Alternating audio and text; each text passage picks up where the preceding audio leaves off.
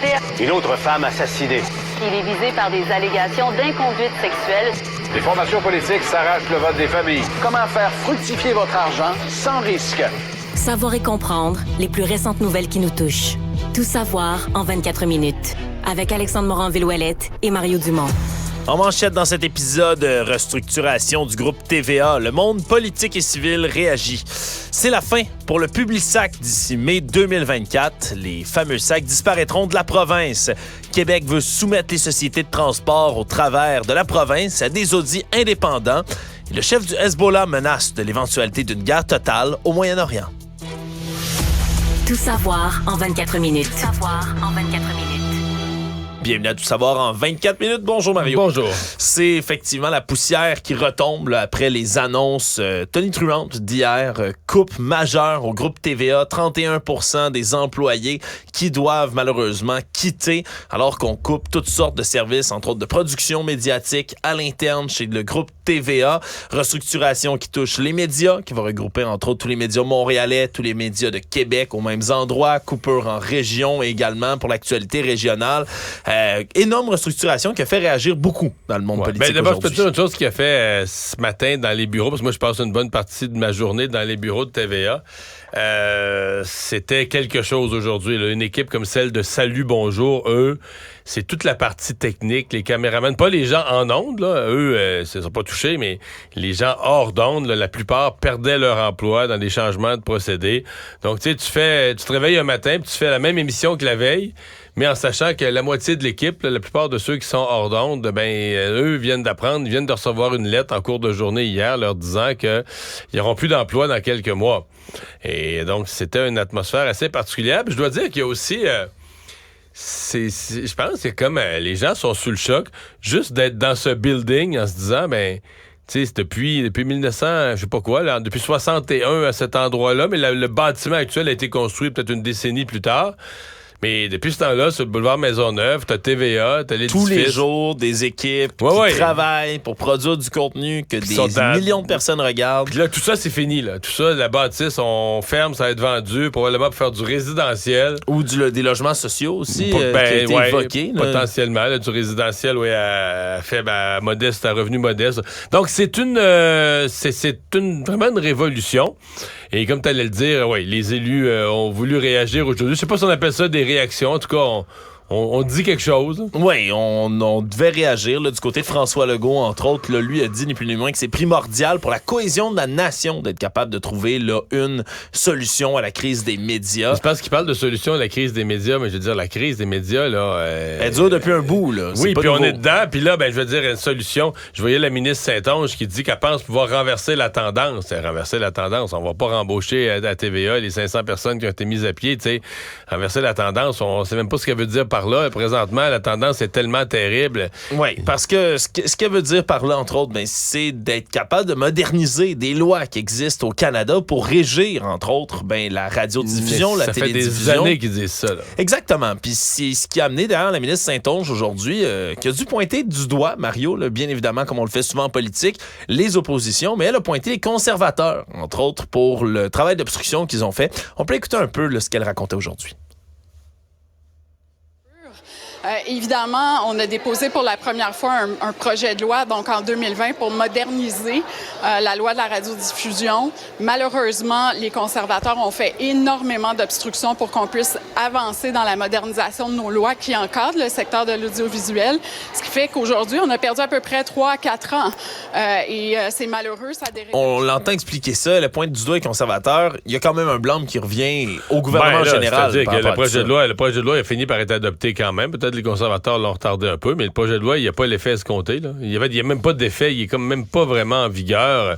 Fait que, on peut blâmer les conservateurs pour l'avoir retardé, mais il n'y a pas vraiment d'impact. Là. C'est comme un projet de loi présentement, c'est un texte de loi là, qui est là sur papier, mais qui n'a pas d'impact sur la réalité. Ce que la ministre dit, c'est que le CRTC commence là, le travail de modernisation de la réglementation qui touche les nouveaux médias. Mais on s'entend que dans une époque où tout est rendu numérique, ou presque, que les médias se font vampiriser leur revenu. Le CRTC commence à faire un travail qui aurait fallu qu'il soit fini en 2015, mettons. Voilà.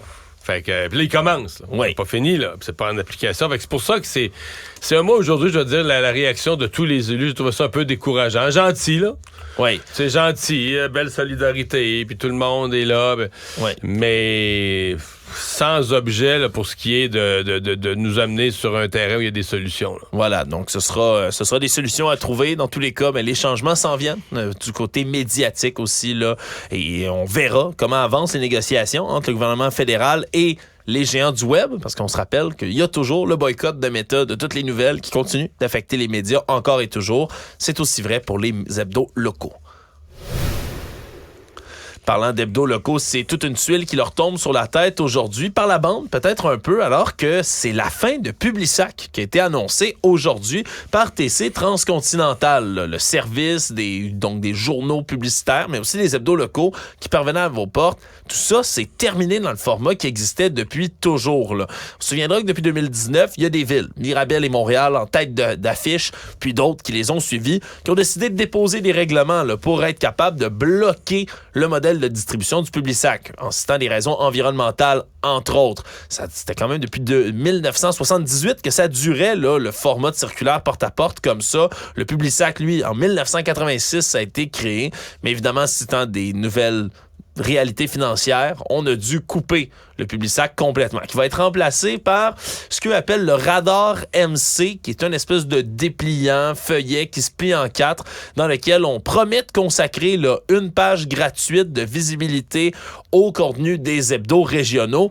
Mais on se comprend que c'est pas la même chose que d'aller porter porte-à-porte comme ça, un journal qui, dans bien des cas, fait un travail qui est absolument unique. On lève souvent le nez peut-être sur les hebdos régionaux, mais c'est un des seuls moyens vraiment de voir et de savoir ce qui se passe dans des petites municipalités, chez les élus locaux. Puis en région, au conseil municipal, qu'est-ce qui se passe à la ville, les annonces, les nouvelles, les projets, les oppositions ou des opposants à des projets. Il y a je trouve qu'il y a une perte énorme qu'on n'a pas mesurée. On a eu un débat très, très, très environnemental, idéaliste, le Publisac.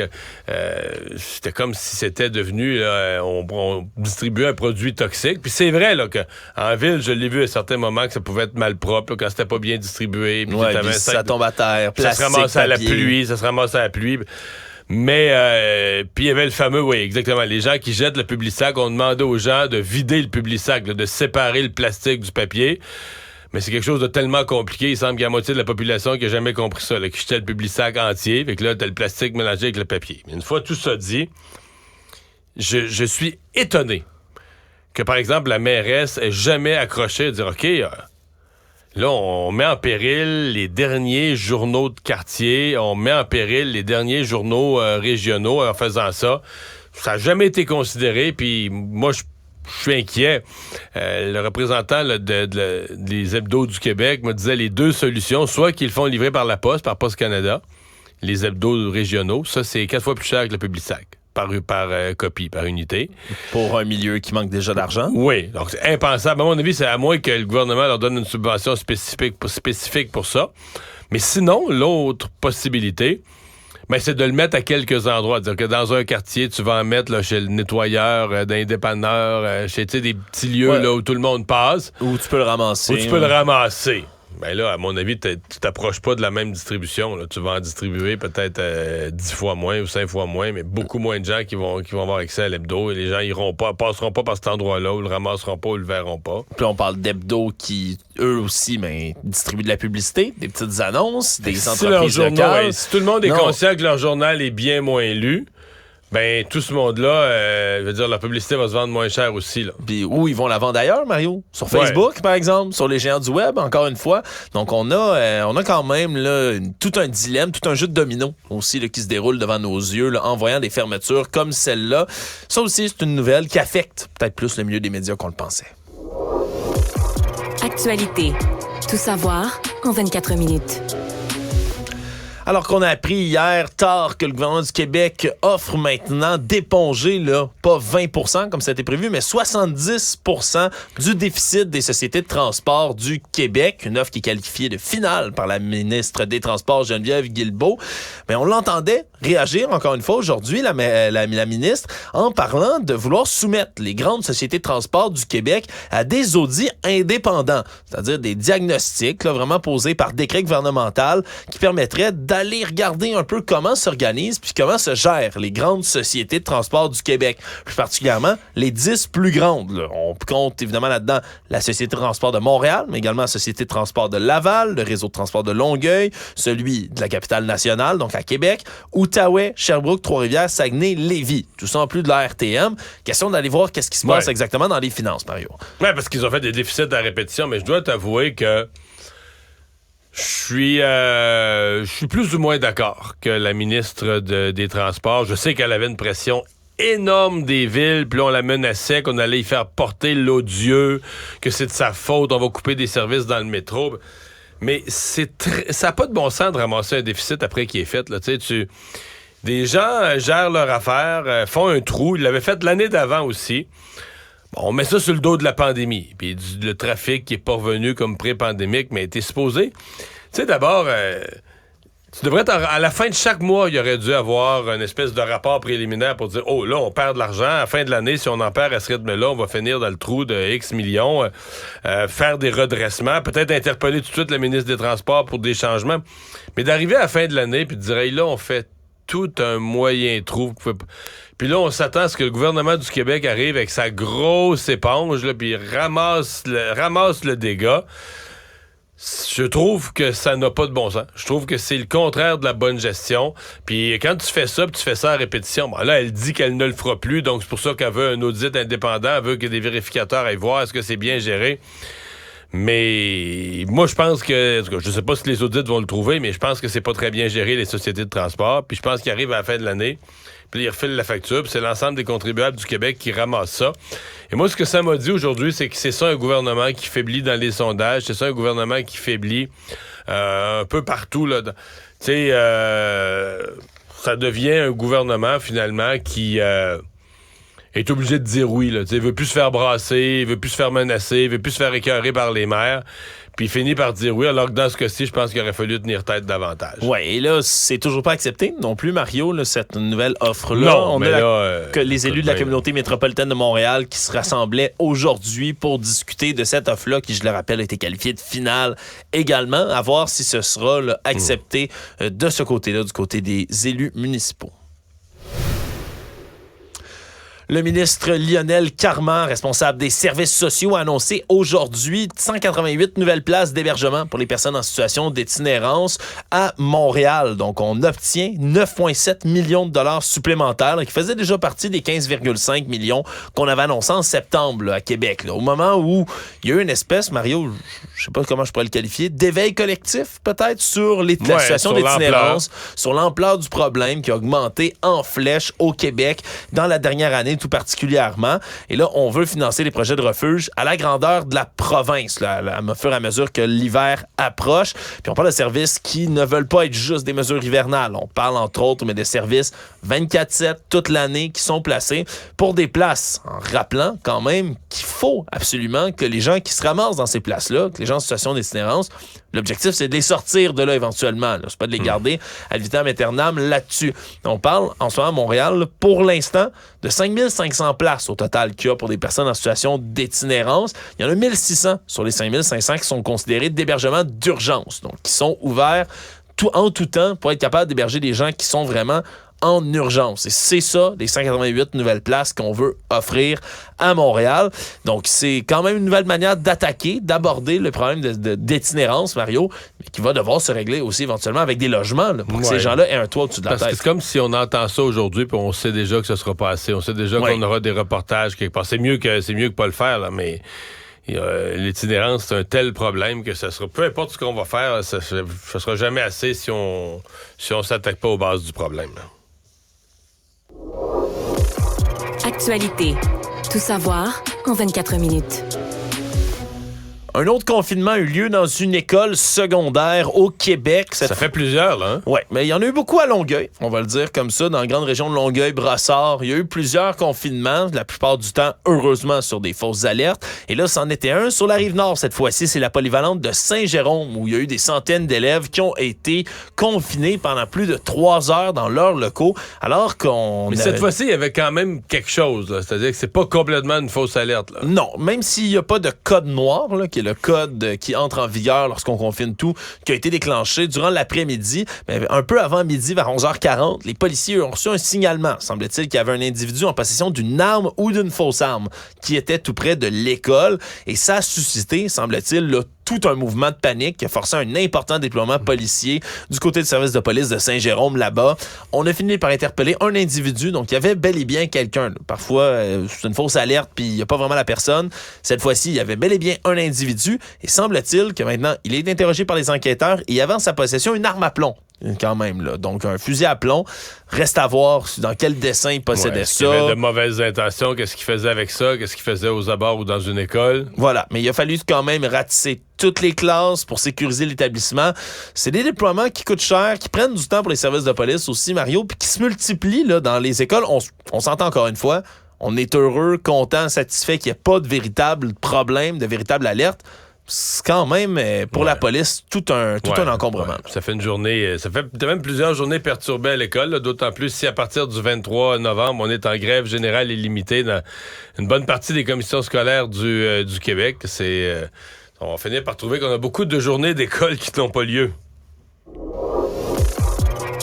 Tout savoir en 24 minutes. Cet après-midi, au Palais de justice de Saint-Jérôme se déroulait ou se poursuivait plutôt le procès d'Howard Charles Kirby, un homme de 78 ans qui est accusé du meurtre prémédité de Bonnie Lynn Finnegan, une femme dans la soixantaine qui était sa voisine immédiate dans la petite municipalité de Brownsburg-Chatham, dans les Laurentides. Et là, c'est des images là, de ce meurtre survenu en 2020 qui ont été diffusées au procès, Mario, des images dont on a rarement l'opportunité de visionner. Là, parce que la dame avait des caméras. La dame avait des caméras de surveillance, là, dans une région boisée comme ça, qui filme l'ampleur du terrain. Et la séquence, Mario, j'ai pu la visionner et j'invite nos auditeurs à aller voir ça sur le site soit du Journal de Montréal ou TV où on voit Madame Bonnie Lynn Flanagan ramasser du bois. Elle travaille sur son terrain, ça semble prendre du bois. Ça semble prendre du bois, puis elle est comme sur le bord d'un talus. Une espèce de monticule, si on veut, qui s'élève devant elle, boisé.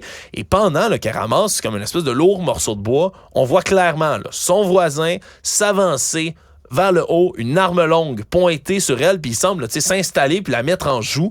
À un certain moment donné, elle le voit, lâche tout ce qu'elle a dans les mains, se met à courir, puis comme vers la caméra, se retourne une deuxième fois pour constater qu'il la vise toujours, puis finit par décharger son coup de feu. On la voit tomber hors champ de la caméra, mais frappée plein fouet par le tir de l'arme à feu. Donc, presque le meurtre en direct, Mario, là, on peut dire ça, sur les caméras qui ont été présentées donc au procès aujourd'hui. 140 orifices ont été creusés dans le corps de Madame Finnegan par le coup d'arme à feu. Donc, un meurtre absolument sordide. Le procès va se poursuivre, mais c'est rare comme ça là, qu'on a des images directes. C'est filmé. Toute cette histoire-là est vraiment bizarre. Histoire de voisinage, là, mais... qui finit par un type qui tire sa voisine. C'était... Puis... On comprend pas trop clairement. Là, bon, évidemment, les filles de la dame là, étaient outrées de tout ça, mais on comprend pas exactement le détail du mobile, qu'est-ce qui est arrivé. Mais bon, au niveau de la preuve, disons qu'aujourd'hui, la vidéo, c'est, appelons ça un gros morceau. Là.